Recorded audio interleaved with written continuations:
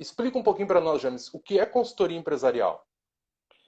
Cara, para mim, Mauro, eu comparo muito isso até uma. Eu procuro tentar responder quando meu filho menor ele pergunta o que eu faço, né, cara? E eu procuro tentar comparar e acho que a gente é um médico empresarial, cara. Né? A gente é comparado à medicina. Então, o empresário ele tem uma dor. Essa dor, claro, é um problema, é uma dificuldade que ele está enfrentando. E a gente é chamado lá, a gente faz um diagnóstico e a gente acaba dando a receita, né, um medicamento ali, fazendo o tratamento.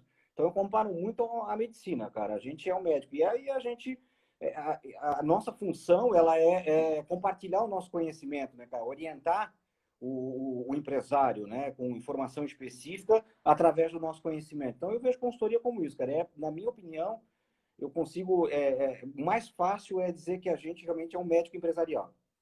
Perfeito. Então, na verdade, normalmente o que o empresário passa, e não é uma falha, né, do empresário, para que deixe bem claro, normalmente o empresário ele está numa, num dia a dia corrido, ele está com uma consistência muito grande de atividades, e muitas vezes ele não percebe algumas dificuldades que estão ocorrendo na empresa, nos mais diversos setores, e isso acaba fazendo com que ele cometa algumas falhas, né, como gestão, e ele precisa muitas vezes pedir ajuda. No primeiro passo, normalmente o empresário ele diz: vou resolver, deixa para mim que eu resolvo.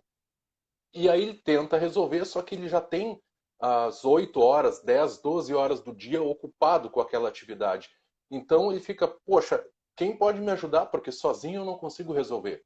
E aí, como é importante, né, Vanca, a visão de fora, a visão de quem está fora da empresa, que pode entrar com todo um conhecimento técnico, que é o conhecimento que nós adquirimos ao longo da nossa carreira, para que a gente possa, com esse olhar, orientar ele a alcançar um resultado melhor, ou seja, fazer um diagnóstico, entender realmente qual é a dificuldade, criar um planejamento, um plano de ação para que ele siga uma ordem cronológica de atividades e entregar soluções, né, para ele, num curto espaço de tempo. Então, eu penso que, como tu bem disse, o importante é que a gente realmente encontre o problema, realmente o que está acontecendo, e entregue uma solução de uma forma mais ágil possível.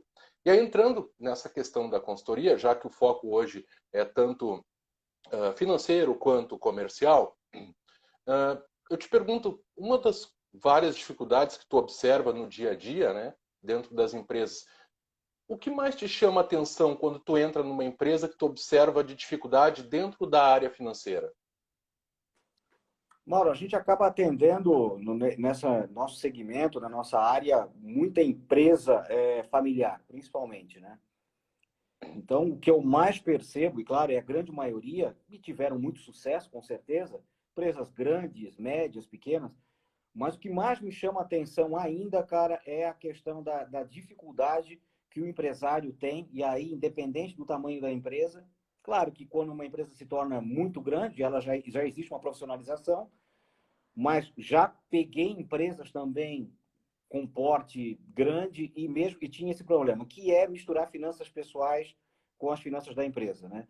Esse é o grande problema. O empresário ele tem essa visão, é, uma visão arcaica, né, cara? Que ele acha que ele pode, a partir do momento que ele é empresário, ele pode tirar um salário que eu não sei da onde que se imagina, o que, né, como é que pensaram em fazer isso daí.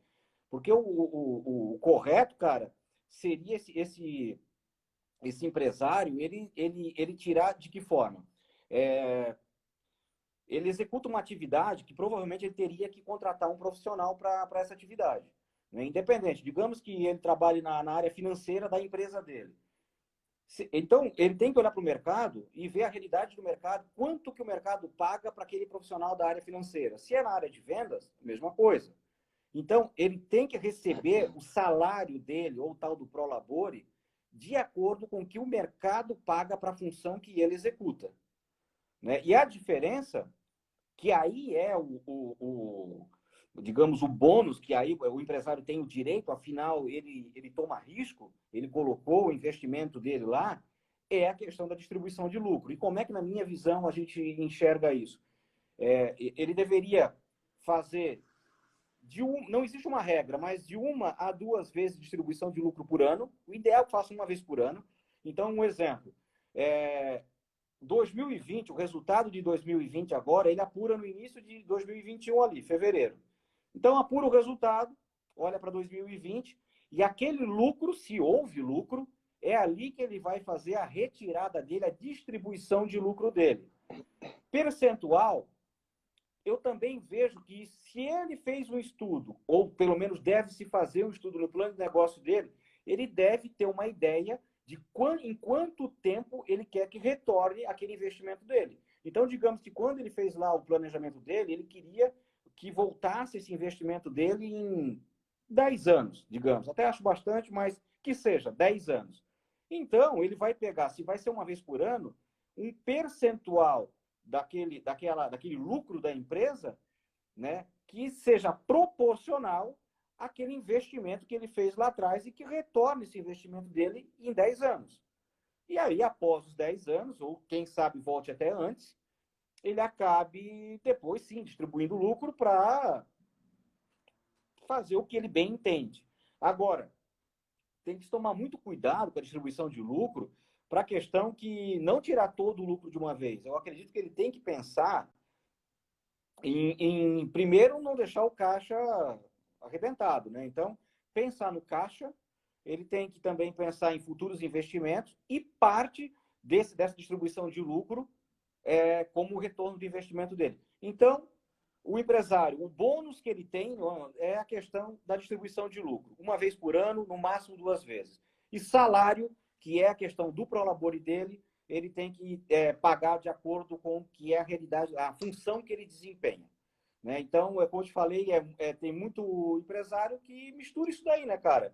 E a questão de misturar finanças, né, Mauro? Então, outra coisa que a gente faz na consultoria, na área financeira, a primeira coisa, separa finanças pessoais da empresa. Uma conta ele tem que ter, a outra conta da empresa. A partir do momento que ele vai receber esse prolabore dele, ele vai pegar o prolabore dele e vai pagar as despesas pessoais dele. E nunca misturar e ficar pagando conta pessoal dentro da empresa, porque depois, para ele explicar isso daí numa declaração de imposto de renda, para explicar isso para a contabilidade, fica muito complicado. A gente sabe que a grande maioria dos empresários, os pequenos empresários fazem isso. Mas fica já como dica aqui, né, cara? Que a partir depois dessa live, que acabem fazendo isso, né? Separem o salário de acordo com a realidade e abram 2 contas. E não fiquem misturando, porque uma hora isso vai complicar.